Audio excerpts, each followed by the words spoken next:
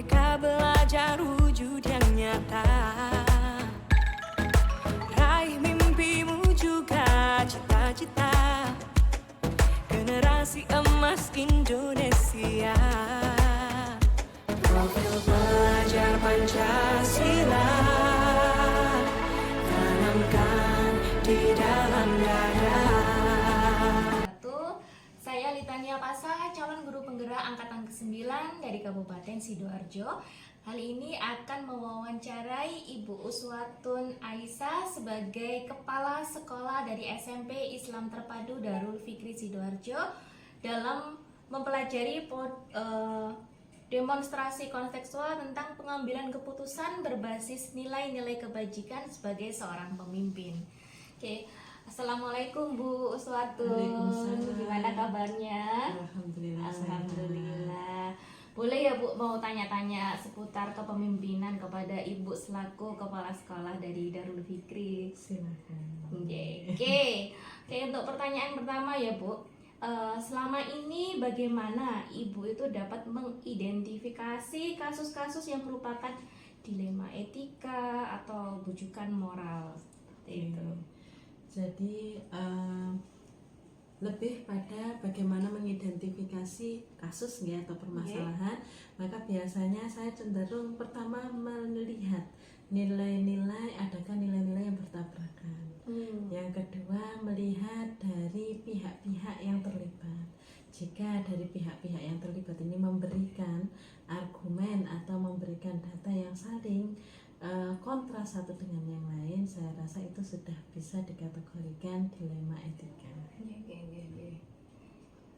Kemudian kalau Bu Uswatun ini ya, kalau menjalankan pengambilan keputusan di sekolah itu untuk kasus-kasus di mana ada dua kepentingan yang sama-sama mengandung nilai kebajikan gitu, bagaimana Bu Us menanggapinya? Oke, biasanya kan sama-sama baik gitu, sama-sama benar. Betul. Maka sebelum itu biasanya saya akan mencari data dulu, mengumpulkan data dari berbagai pihak yang terlibat dalam permasalahan tersebut, sehingga bisa menganalisis, menimbang apa yang harus diputuskan terhadap permasalahan tersebut. Nah, kita biasanya cenderung untuk tidak mencari solusi yang terbaik, tapi kita cari solusi yang paling mudah untuk diterima oleh semua pihak dan kemudaratannya paling kecil gitu. Kemudian ini untuk prosedurnya nih Bu, langkah-langkahnya yang Ibu gunakan untuk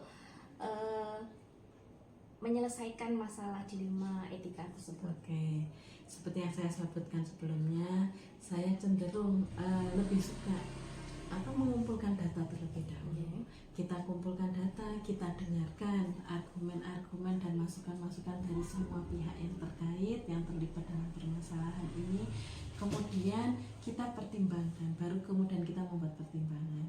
Nah, setelah melakukan pertimbangan, tentu saja kita butuh masukan untuk memvalidasi data-data tersebut. Apakah data ini memang benar adanya atau sekedar ungkapan subjektif dari salah satu pihak. Maka biasanya saya menggandeng orang-orang di sekeliling, misalnya waka, walas, dan seterusnya. Begitu.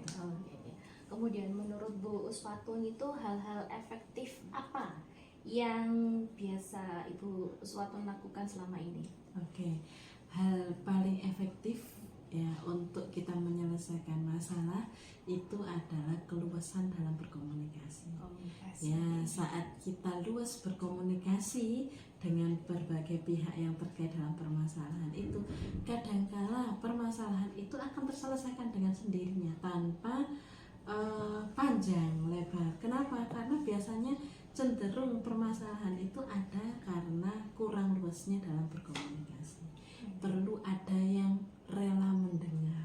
Oke. Kemudian kan setiap masalah ya Bu, setiap masalah itu kan kadang kita punya keperluan sendiri. Nah, kalau ada masalah kemudian Bu Uswatun itu cenderung menyelesaikannya itu pada saat itu juga atau terjadwal, punya jadwal sendiri untuk penyelesaiannya? Saya sebenarnya tipe orang yang tidak suka memperpanjang atau tidak suka membuat masalah berlarut-larut. Jadi sebisa mungkin jika ada masalah kita bisa selesaikan, harus segera diselesaikan. Namun ada kalanya sebuah permasalahan itu melibatkan pihak yang lebih luas, sehingga kita tidak bisa untuk segera menyelesaikan saat itu juga. Kita harus mengkonfirmasi kepada pihak-pihak yang terkait, kita harus mengumpulkan data kembali, nah baru kemudian kita buat kebijakan atau keputusan yang sesuai. Ya. Kalau untuk prosedurnya bagaimana, Bu?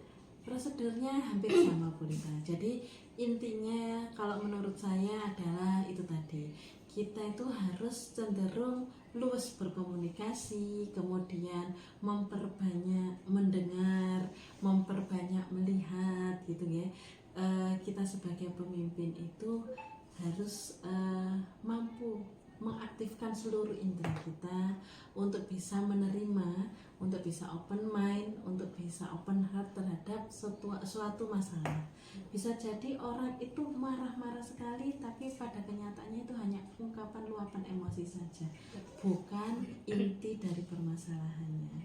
Jadi kalau ada yang siap mendengar, biasanya mereka akan melunak dengan sendirinya. Okay. Kemudian ya Bu, kan Ibu sebagai kepala sekolah kan nggak mungkin bekerja sendiri. Betul. Adakah faktor-faktor atau seseorang yang membantu Ibu dalam mengatasi masalah-masalah yang Ibu hadapi selama ini? Oke, baik. Jelas untuk membuat sebuah keputusan, sebelum keputusan itu dikeluarkan, kita harus meminta validasi keputusan itu baik dari atasan maupun dari bawah. Sehingga agar keputusan yang kita buat ini dapat diterima oleh semua pihak, dan jika semua pihak dapat menjalankan keputusan ini dan menerimanya dengan baik, insya Allah permasalahan ini akan clear. Ya, terima kasih. Pertanyaan terakhir ya Bu, ya, dari permasalahan-permasalahan yang sudah pernah Ibu hadapi ya, pembelajaran apa sih Bu yang bisa dapat Ibu petik, ambil hikmahnya dari pengalaman-pengalaman selama pengambilan keputusan ini? Oke. Pelajaran yang saya bisa petik adalah seorang pemimpin itu tidak boleh terlalu banyak, harus cukup banyak menjaga lisan, tidak boleh banyak bicara. Cukup aktifkan semua indera kita. Kita melihat, kita mendengar, kita menyentuh, kita mendekati gitu ya. Tapi tak perlu kita banyak bicara. Untuk apa? Untuk kita bisa turut merasakan apa yang mereka rasakan, turut bisa mendengar apa yang ingin mereka ungkapkan, turut kita bisa melihat apa yang sebenarnya terjadi. Itu akan membuat kita lebih mudah dalam membuat kebijakan-kebijakan yang bisa diterima oleh semua pihak. Masya Allah, keren sekali Bu Usini ya. Oke, saya akhiri aja pertemuan dari ini. Saya banyak sekali mengambil manfaat dari perbincangan kita kali ini. Kayak kita harus sebagai seorang pemimpin harus banyak mendengar, ikut merasakan bagaimana kalau saya jadi mereka. Terima kasih atas pembelajaran hari ini Bu Uswatun, terima kasih atas waktunya. Oke, assalamualaikum warahmatullahi wabarakatuh. Waalaikumsalam warahmatullahi wabarakatuh.